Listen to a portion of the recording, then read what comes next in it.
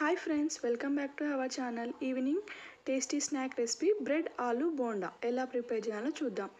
ముందుగా బ్రెడ్ని స్లైసెస్ని ఇలా వాటర్లో డిప్ చేసుకొని మెత్తగా చేసుకొని ఒక గిన్నెలో వేసుకోవాలి.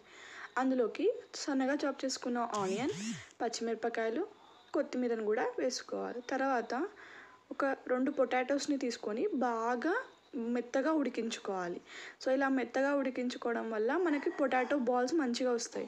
సో ఆ మిశ్రమంని ఒక గిన్నెలోకి వేసుకొని మంచిగా మిక్స్ అయ్యేలాగా బాగా కలుపుకోవాలి. సో ఇలా చేయడం వల్ల బోండాస్ అనేవి మంచిగా వస్తాయండి. తర్వాత ఇందులోకి తగినంత ఉప్పు, తగినంత కారం, తర్వాత కార్న్ఫ్లోర్ ఇది మెయిన్ ఇంగ్రీడియంట్ అండి. కార్న్ఫ్లోర్ కూడా వేసుకొని తర్వాత ఇందులోకి గరం మసాలాను కూడా యాడ్ చేసుకోవాలి. తర్వాత ఇందులోకి బ్రెడ్ పౌడర్ని కూడా యాడ్ చేసుకోవాలి. యాడ్ చేసుకొని ఈ మిశ్రమంని మంచిగా ఈవెన్గా కలిసేలాగా కలుపుకోవాలి.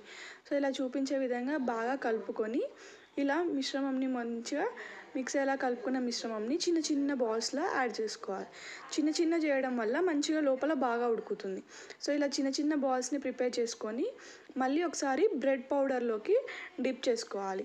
ఇలా అన్నీ చేసుకొని ఒక గిన్నెలో పెట్టుకొని మంచిగా ఆయిల్ హీట్ అయిన తర్వాత ఒక్కొక్క బాల్స్ని మనం అందులోకి వేసుకొని మంచిగా డీప్ ఫ్రై చేసుకోవాలి. ఈ డీప్ ఫ్రై అనేది చిన్న మంట పైన ఫ్రై చేసుకోవాలండి. అప్పుడే బ్రెడ్ ఆలు బోండా చాలా టేస్టీగా ఉంటుంది. ఎందుకంటే ఈవెన్గా లోపల కూడా కుక్ అవుతాయి, మంచిగా ఉడుకుతాయి. సో పైన క్రిస్పీగా లోపల సాఫ్ట్గా చాలా టేస్టీగా ఉంటాయి.